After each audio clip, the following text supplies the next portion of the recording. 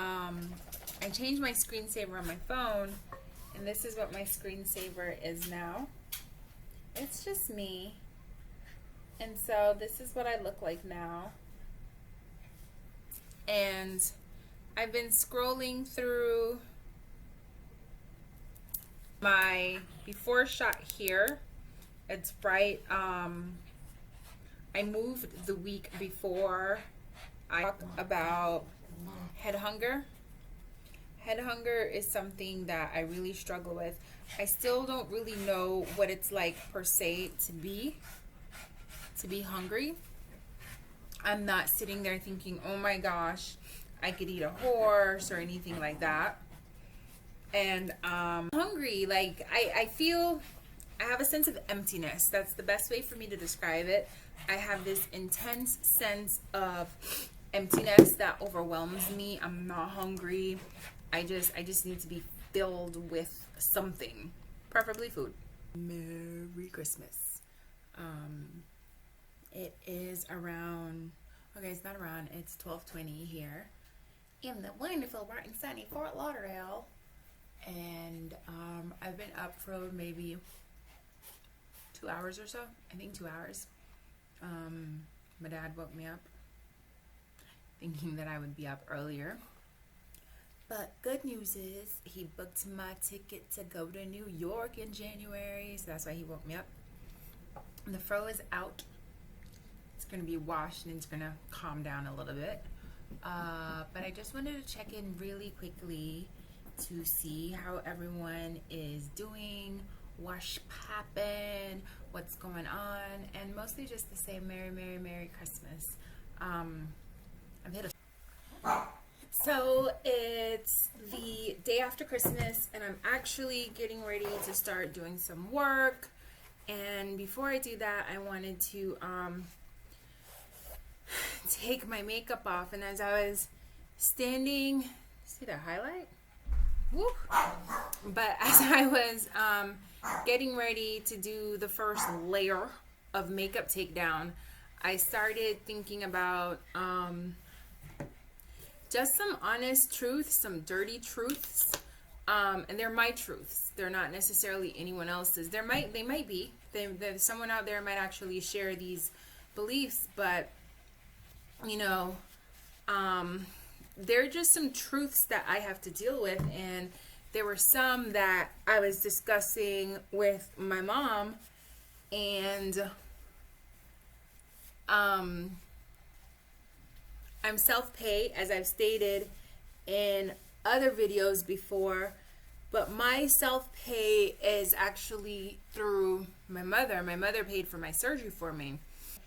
My sister and I are getting ready to go to New York, and I'm thinking to myself that this is going to be the first time in years that I've gone on a plane, because the last time I went on a plane, I was terrified that I was going to need a seatbelt extender, and I was terrified that the flight attendant would embarrass me, to be quite honest. And I didn't want to have to go through that. But some of the honest truths are, I'm excited to go to New York, and had this been 6 months ago, and in fact, last summer, my sister was constantly inviting me places, and I wouldn't go. I wouldn't book the flight. I didn't want to go. If there was an excuse to come up with, and there were legitimate excuses, but if there was an excuse, I would come up with it, because I wasn't comfortable with my weight. I wasn't comfortable with the way I looked. I wasn't comfortable with walking 2 steps and being out of breath. I wasn't comfortable in when I would put on clothing, I would have this massive ass fupa and a gut just sitting there. And I strongly believe in the adage, you fake it till you make it. I do believe that. But it was so hard to fake it. It was so hard to pretend to be happy when I wasn't. Because and the fallback of that, and the honest truth of it, is that now when I look in the mirror, And I still see that girl. I still see 300-pound D. And, I always say 300 pounds because I was 299. I was 1 pound shy of 300 pounds. And I just wasn't happy. This is coming from a person who, my freshman year of high school, I weighed 110 pounds. My sophomore year of high school, I fluctuated between 110 and 120. My junior year of high school, I joined swim team. I started bulking up, and I fluctuated between 150, 155, if I'm not mistaken. And then my senior year, when I thought I was fat, I was 165 pounds. Prom night, I was probably 175. I mean, I went to college and I lost weight my freshman year. I didn't gain weight. I didn't gain weight until I started taking birth control. And then my hormones, which were already sitting in kind of a loop, kind of went completely out of control.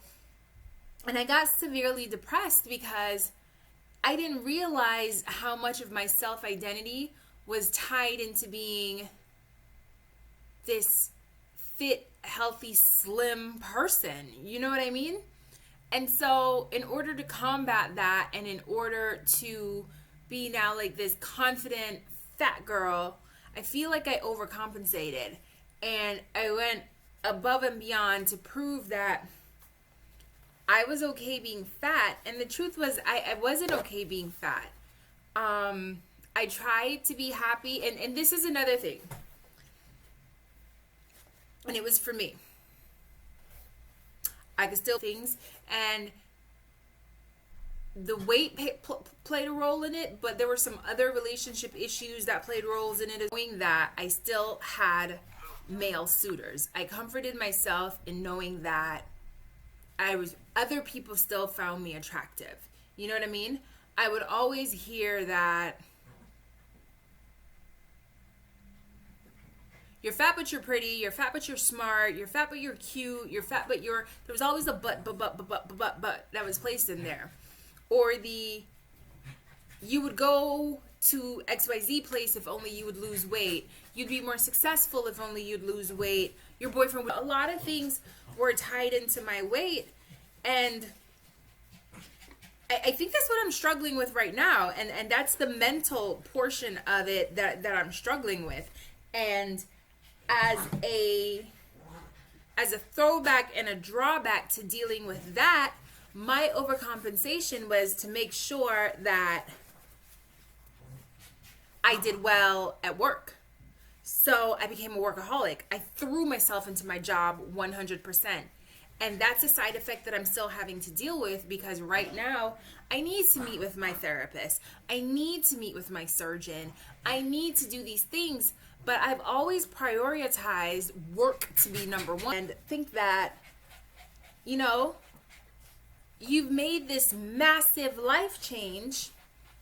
It's all about you now. You have to make the time for you. And I'm struggling to do that. I'm struggling to realize and to recognize that I'm important. I keep blinking because I actually clean to deal with, and I kind of just had like a moment. It was like it was a moment where it's kind of like, this is bullshit. Like, you sat on a table for how many hours? You got cut open. It is okay. It is okay, and I'm going to be okay. I don't know how to explain it. It's kind of like,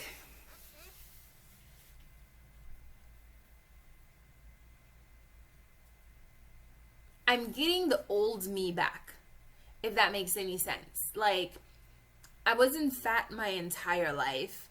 I spent a good chunk of my 20s fat. I went through the stages where I was thick, then super thick, then, okay, babe, you need to put that biscuit down because you fat. Yeah. And now, every day when I go to the mirror, I see a glimpse and a glimmer of someone I used to know. I see a girl behind the eyes, and like she's like, I was fighting to come out, and now I'm almost here.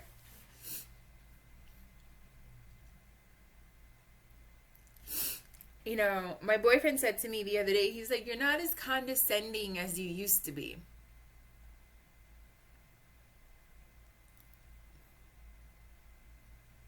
And I don't know how to explain to him that shell that I put up, that's condescending attitude, yes, it has to do with other things.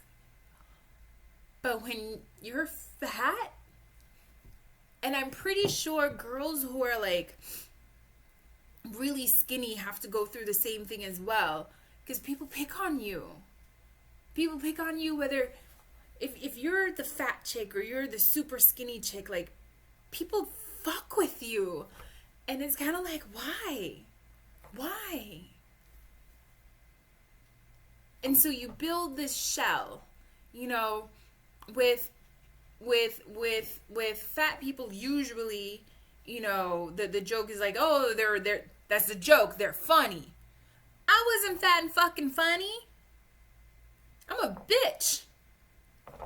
You know, that's how people come at me. Oh, she's a bitch. It's not that. Like, you take jabs at me, you take barbs at me, you throw barbs at me. You everything comes back to my weight. Being told you're pretty but you're smart but you could go places in your career but, and that but is that you're fat. It's kind of like, are you serious? Are you serious?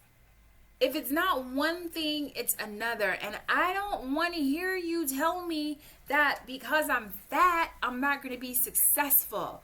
Because I'm fat, I'm not going to go places. Like, I became condescending, you know, because at the end of the day, my thought process was, I'm fat, but I'm smarter than your ass. Point blank, period. I may be fat and eventually one day I can lose weight, but you're always going to be fucking dumb. So I built this exterior, and I started, I'm going to get you before you get me kind of attitude. And that's stripping away. I'm still going to be a little shit. Because I was always there. So every now and then I am going to be condescending because that was always there. But I'm not going to be overtly so. I'm not going to be, I'm noticing that I'm not. Please hold.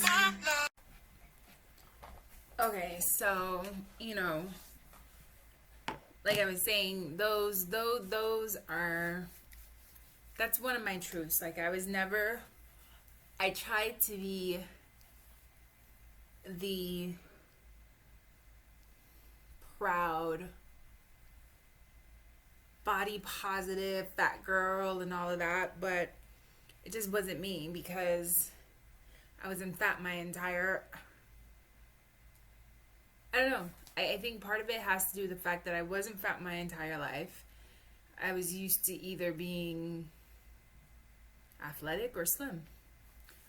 But the funny thing is, even from childhood though, I remember being teased, and when I look back at what I was being teased for, I wasn't fat. I was a normal sized kid. I was within the weight range that I need. As a matter of fact, I was underweight.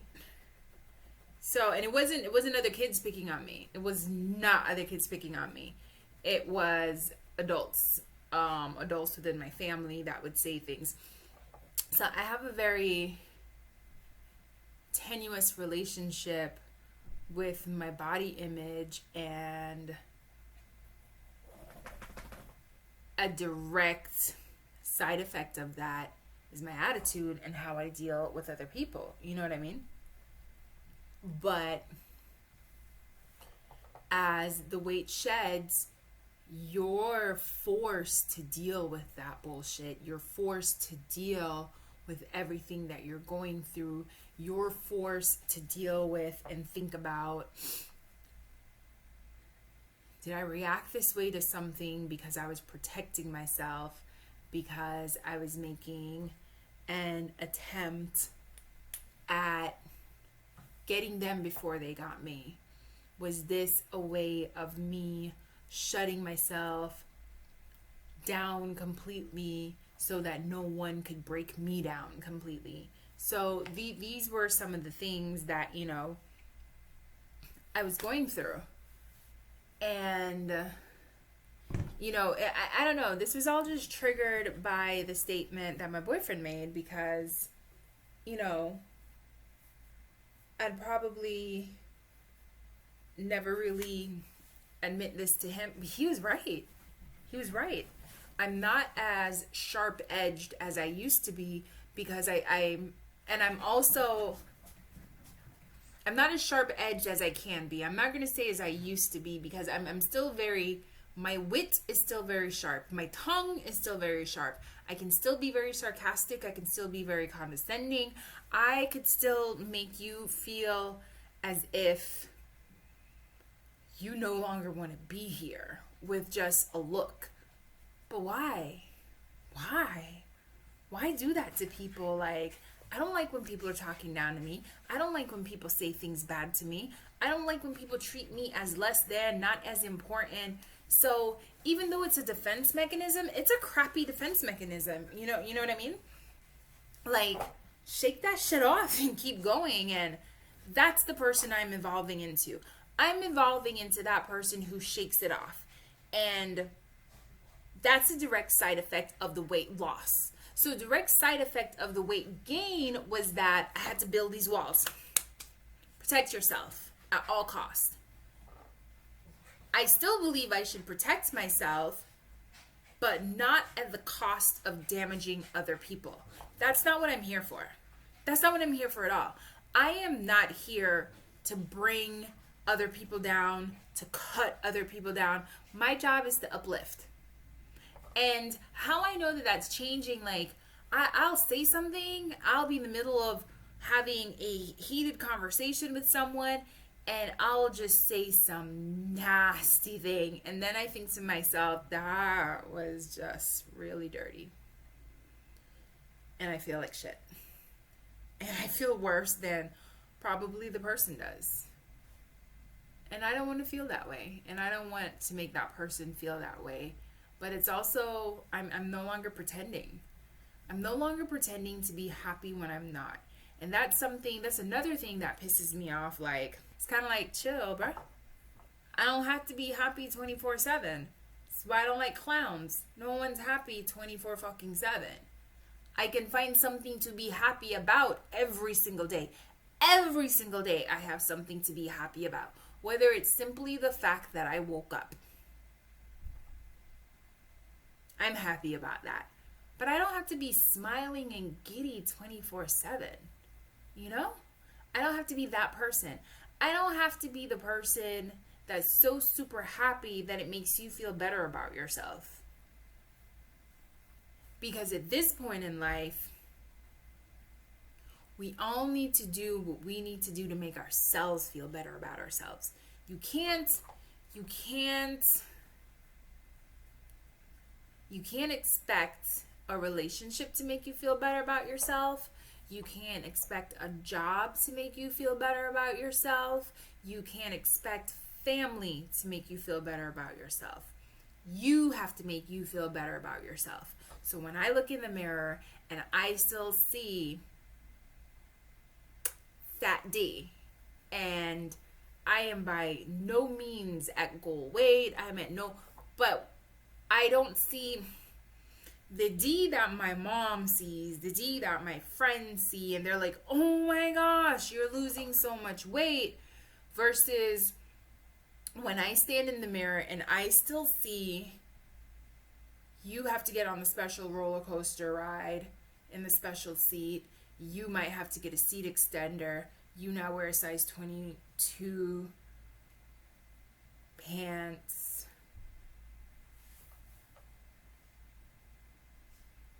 You wear a 3X top. Like, that's the girl I still see in the mirror. And it's hard, you know? So I have to be good for me. And I tell her, and I tell her, I look in the mirror and I tell her, it's okay. You're gonna be okay. You're getting healthy.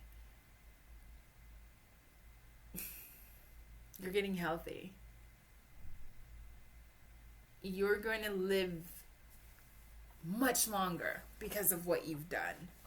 You know, you're going to have the possibility now of having children because of what you've done. And of the old me with the fat me, with the me I'm becoming. Because I'm not the old me anymore. I'm not this athletic young girl. But I'm also not that obese young lady. I'm a woman that's gone through things, that's seen things, and can appreciate things. And that's the mental health part that you have to fight through. Like,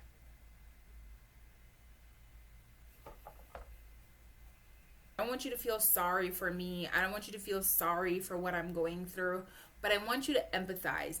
I want you to put yourself in my shoes to have gone through something life-changing. Because that's what it is.